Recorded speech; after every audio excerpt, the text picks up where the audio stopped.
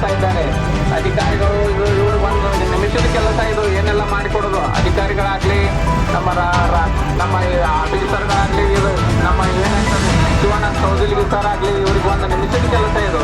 ಇವ್ರಿಗೆ ಕೂಡ ಮನವಿ ನಾವು MLA ಅವ್ರು ಕೊಡಕ್ಕೆ ಹೋದ್ರೆ ಮನವಿ ಇವರು ವಾಪಸ್ ಕೊಟ್ಟು ಕಳಿಸಿದ್ದಾರೆ ಇವರು ನಮಗೆ.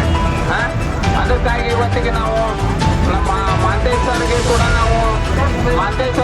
ನಾವು MLA ಅವ್ರಿಗೆ ಕೂಡ ನಾವು ಇವತ್ತು ಧಿಕ್ಕಾರಕ್ಕೆ ಹೋಗಬೇಕಾದಂಥ ಸಮಸ್ಯೆ ಬಂದಿದೆ ಇವತ್ತಿಗೆ. ಅದಕ್ಕೋಸ್ಕರ ಮಾಂತೇಶ್ ಸರ್ ಆಗಲಿ, ಯಾರೇ CPI ಆಗಲಿ, SP ಆಗಲಿ, ತಹಸೀಲ್ದಾರ್ ಆಗಲಿ, DC ಅವರಾಗಲಿ, ಇವರೆಲ್ಲ ನಮ್ಮ ರೈತರ ಮನವಿಯನ್ನ ತಗೊಂಡು ಇದಕ್ಕೆ ಪರಿಹಾರ ಮಾಡಿಕೊಡೋದಕ್ಕೆ ಬಹಳತ್ತಿನ ಕೆಲಸ ಇಲ್ಲ. ಇದು ಸ್ವಲ್ಪ ಕೆಲಸ ಇದೆ. 50 ವರ್ಷದಿಂದ ನೆನಗು ಬಿದ್ದಂತ ಕೆಲಸ. ಒಬ್ರು ಆದ್ರೆ ಇವ್ರು ನಾಯಿ ತರ ಮಾಡ್ತಾ ಇದ್ದಾರೆ. ಇವ್ರು ನಾಯಿ ತರ. MLA ಅವರು ಕೂಡ ಇದಕ್ಕೆ ಸ್ಪಂದಿಸ್ತಾ ಇಲ್ಲ. MLA ಸರ್ ಕೂಡ MLA ಅವರು ಕೂಡ ಇದಕ್ಕೆ ಸ್ಪಂದಿಸ್ತಾ ಇಲ್ಲ.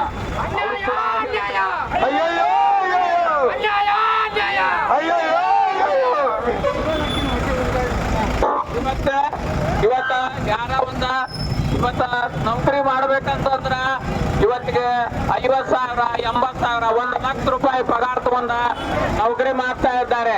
ಆದ್ರ ರೈತ ಇವತ್ತ ಮಣ್ಣಾಗಿಂದ ದುಡ್ಡು ತಕೋಬೇಕು. ಮಣ್ಣಾಗಿಂದ ದುಡ್ಡು ತಕೋಬೇಕು. ತೊಂದರೆ ಆಗ್ತೈತಿ. ದಯವಿಟ್ಟು ರೈತರಿಗೆ ನೀವು ಸಹಕಾರ ಕೊಡ್ರಿ. ನಿಮ್ಗೆ ವಿನಂತಿ ಮಾಡ್ಕೊಳತ್ತವೇನಪ್ಪ ಅಂದ್ರೆ ಸ್ವಲ್ಪ ಸಹಕಾರ ಕೊಡ್ರಿ. ಯಾಕಂದ್ರೆ 50 ವರ್ಷಗಳ ಕಾಲ ನೀವೇನು ಮಲಪ್ರಭಾ ಹೊಳಿ ನೀರು ಕುಡಿತಿಲ್ಲ, ಅದಕ್ಕೆ ಜಮೀನು ಕೊಟ್ಟ ರೈತರದ ಇದೊಂದು ಬವಣೆ, ಇದೊಂದು ಕಷ್ಟ ಐತಿ. ತಾವು ಸಹಕಾರ ಕೊಡ್ರಿ. ಜೀವನ ಪೂರ್ತಿ ಮಲಪ್ರಭಾದ ಹೊಳಿದ ನೀರು ಕುಡಿರಿ ದಯವಿಟ್ಟು.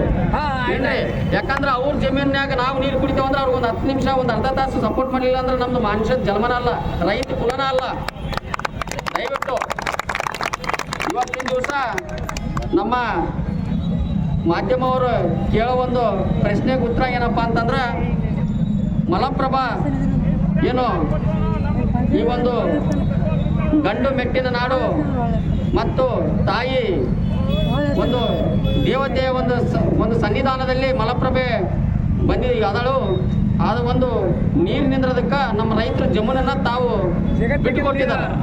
ಅಂದ್ರೆ ಯಾವುದೇ ರೀತಿಯೊಳಗೂ ಜನರಿಗೆ ಅನುಕೂಲ ಆಗ್ತೈತೆ ಅಂದ್ರೆ ನಾವು ಬಿಟ್ಟುಕೊಡ್ತಾವಂತೇಳಿ ಬಿಟ್ಟುಕೊಟ್ಟಿದ್ದಾರೆ. ಸರ್ಕಾರ ಎಲ್ಲರ ಕಡೆನೂ ಕೂಡ ನೀರಿಗೆ ಏನು ಹುಬ್ಬಳ್ಳಿ ಧಾರವಾಡಕ್ಕೆ ನೀರು ಕೊಡ್ತೈತೆ ಅದರಿಂದ ರೊಕ್ಕ ತಗೊಳಕತ್ತೈತಿ. ಆ ರೊಕ್ಕ ತಗೊಂಡು ಬದಲಿ ಜಮೀನು ಅದೇನು ಅವ್ರು ಕೊಟ್ಟಿಲ್ಲ, ರೊಕ್ಕ ಬದಲಿ ಜಮೀನು ಕೊಟ್ಟಿದಾರ. ಬದಲಿ ಜಮೀನು ಕೊಟ್ರ ಈಗ 50 ವರ್ಷದಾಗಿಂದ ಅದು ಜಮೀನು ಬೇರೆ ಕಡೆ ಗುಡ್ದಾಗ ಕೊಟ್ಟಾರ. ಮಲಪ್ರಭಾ ಒಡಿಲಲ್ಲಿ ಒಂದು ಪುಷ್ಟಿ ಒಳ್ಳೆ ಜಮೀನು ಕೊಟ್ಟು ಗದ್ದೆ ಜಮೀನು ಕೊಟ್ಟು ಕಬ್ಬಿನ ಗದ್ದೆ ಜಮೀನು ಕೊಟ್ಟು ಗುಡ್ಡದಾಗ ಜಮೀನು ತಗೊಂಡ್ರೆ, ಯಾಕಂದ್ರೆ ಎಲ್ಲ ನಮ್ಮ ರೈತರಿಗ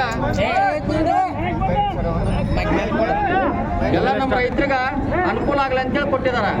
ಆದ್ರೆ ಇವ್ರು ಏನ್ ಮಾಡಿದಾರ ಅಂದ್ರೆ 50 ವರ್ಷದಾಗಿಂದ ಒಂದು ಉತ್ತಾರ ತಮ್ಮ ಯಾರು ಫಲಾನುಭವಿಗಳಾದ್ರೆ ಅವ್ರ ಉತ್ತಾರ ಕೊಟ್ಟೇ ಇಲ್ಲ.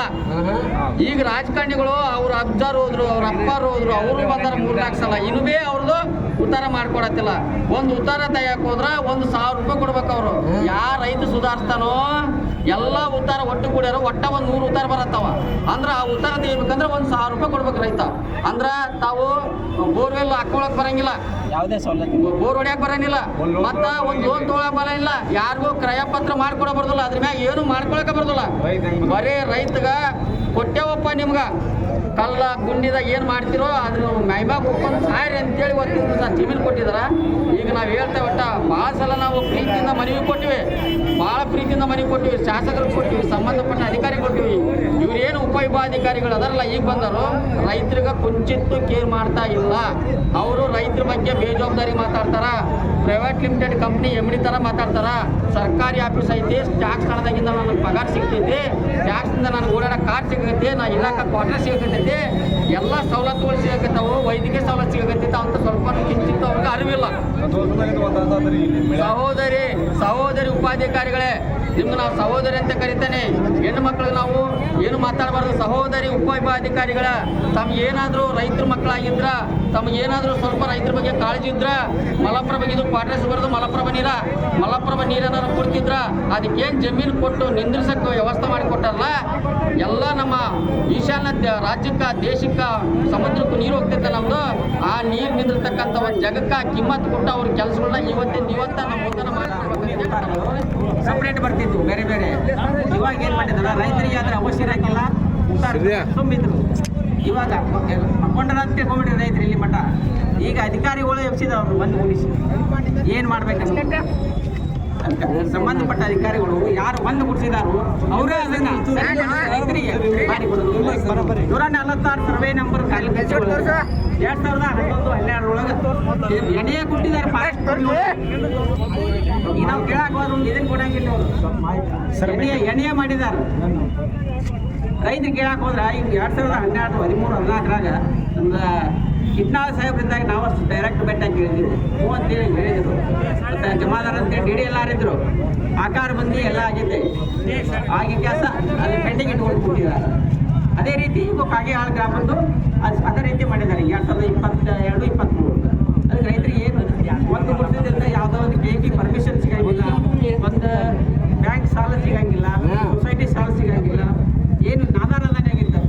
ಅದೇ ಈಗ ಅದಕ್ಕೆ ಏನೈತಿ ಸರಿಪಡಿಸಿ ಆಕಾರ ಬಂದು ಮತ್ತು ಸಪ್ರೇಟ್ ಉತ್ತಾರ ಬರುವಂಗೆ ಮಾಡ್ಕೊಳ್ಬೇಕಂತ ರೈತರೆಲ್ಲ ಮನವಿ ಮಾಡ್ಕೊಂಡಿದ್ದಾರೆ. ಆ ಮನೆಗೆ ಸ್ಪಂದಿಸ್ತಾ ಇಲ್ಲ.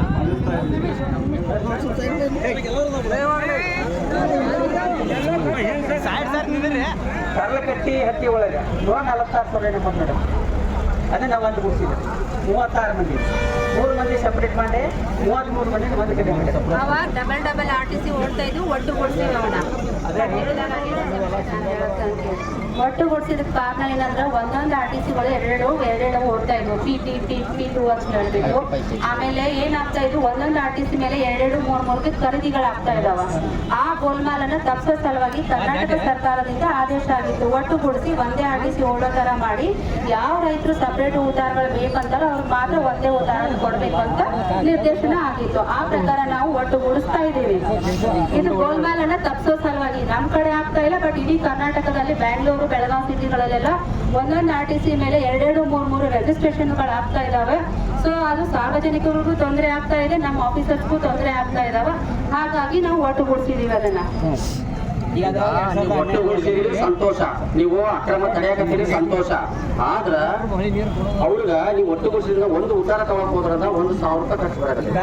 ನೀವು ಎಷ್ಟು ದಿವಸ ಆತು ಒಟ್ಟುಗೂಡಿಸಿ ಅವ್ರವ್ರು ಯಾರದಾರಲ್ಲ ಅವ್ರವ್ರದ ಹಂಚಿಕೆ ಪ್ರಕಾರ ನೀವು ಹೇಳಿದಂಗ ಒಟ್ಟು ಗುಡಿಸಿವಿ, ಅದನ್ನ ಸಪರೇಟ್ ಉತ್ತಾರ ಕೊಡ್ಬೇಕಾಗಿದೆ. ಈಗ ತಾವೇನ್ ಮಾಡಿ ಸರ್ಕಾರಕ್ಕೆ ಒಂದು ಮನವಿ ಕೊಡಿ, ಈ ತರ ಒಟ್ಟು ಗುಡಿಸಿದಾರೆ ನಮ್ಗೆ ಸಪರೇಟ್ ಉತ್ತಾರ ಮಾಡಕ್ಕೆ 1,000 ರೂಪಾಯಿ ಖರ್ಚು ಆಗ್ತಾ ಇದೆ, ಆ ಖರ್ಚನ್ನ ಕಡಿಮೆ ಮಾಡ್ತೀವಿ ಅಂತ ಒಂದು ಮನವಿ ಕೊಡಿ. ನಾವು ಕಳಿಸ್ಕೊಡ್ತೀವಿ. ಸರ್ಕಾರದಿಂದ ಆದೇಶ ಅಂತ ನಾವು ಇಮಿಡಿಯೇಟ್ ನಮ್ಗೆ ಯಾವುದೇ ಖರ್ಚಿಲ್ಲ ನಾವು ಆದೇಶ ಮಾಡ್ಕೊಡ್ತೀವಿ. ಈ ಕೆಲಸ ನಾವು 2013 ಮೇಜರ್ ಸಿದ್ದಲಿಂಗಯ್ಯ ಅವರು AG ಸಾಹೇಬ್ರಿದ್ದಾಗ ಎಲ್ಲ ಮಾಡಿದ್ದೀವಿ. ಈ ಕಡಕ್ಕೆ ಎಲ್ಲಿಗಿತ್ತು ಅಂದ್ರೆ ಗಿಡಿ ಎಲ್ಲ ಧರ್ಮ ಕಟ್ಟಿದ್ದು ಇದುವರೆಗೆ ಯಾಕೆ 12 ವರ್ಷ ಇನ್ನೂ ಮುಟ್ಟ ಸ್ಪಂದಿಸಿಲ್ಲ ಅವರು. ಅದೇನು ಕೇಳ್ತಾರೆ, ಮೂಲ ದಾಖಲೆ ಹೋಗ್ಬರ್ಲಿ ಮಂಜೂರು ಅಂತ. ಮೂಲ ದಾಖಲೆ ಯಾಕೆ ಕೊಡ್ಬೇಕು? ಮೂಲ ದಾಖಲೆ ಒಂದು ತಾವು ಯಾವ ಆಫೀಸಿಂದ ಆಗಿರುತ್ತೆ ಅಲ್ಲಿಂದ ತಗೋಬೇಕಾಗುತ್ತೆ. ನಾವು ಬರ್ತಿರ್ತೀವಿ, ಒಂದು ಯಾವ ಆಫೀಸಿಗೆ ಅಥವಾ ಲ್ಯಾಂಡ್ ಎಕ್ಸಿಕ್ಯೂಷನ್ ಆಗಿರುತ್ತೆ, ನೀರಾವರಿಗಾಗಿರುತ್ತೋ ಯಾವ್ದಾಗಿರುತ್ತೋ ಅಲ್ಲಿ ಬರ್ತಿರ್ತೀವಿ. ಅವ್ರು ಇಮಿಡಿಯೇಟ್ ನಮಗೆ ರೆಸ್ಪಾನ್ಸ್ ಕೊಡ್ತಿಲ್ಲ ಅಂದ್ರೆ ನಾವು ಬಂದು ಕೇಳಿದಾಗ ನಾವು ಸ್ವಲ್ಪ ಫಾಲೋ ಅಪ್ ಮಾಡಿಬಿಟ್ಟು ಮೂಲ ದಾಖಲೆ ತಂದು ಕೊಡಿ ಮಾಡ್ಕೊಡ್ತೀವಿ ಅಂತ ನಾವು ಸಹಜವಾಗಿ ಹೇಳ್ತೀವಿ. ಅದೆಲ್ಲ ನಾವು ಮಾಡಿದ್ದೀವಿ ಮೇಡಮ್. 2014 ಇನ್ನೂ ಮಟ್ಟ ಆಗಿದ್ದೆಲ್ಲ ಪೆಂಡಿಂಗ್ ಏನು ಹೇಳಿಲ್ಲ. ಇದೆಲ್ಲ ನಾವು ಸ್ಟ್ರೈಕ್ ಮಾಡಿಲ್ಲ, ಹರ್ತಾರ ಮಾಡಿಲ್ಲ, ಏನಿಲ್ಲ. ಸಾವಧಾನ ರೀತಿಯಿಂದ ಹೋಗಿದ್ದೇವೆ, ನಮಗೆ ಸಮಾಧಾನ ಸಿಗ್ತಿಲ್ಲ.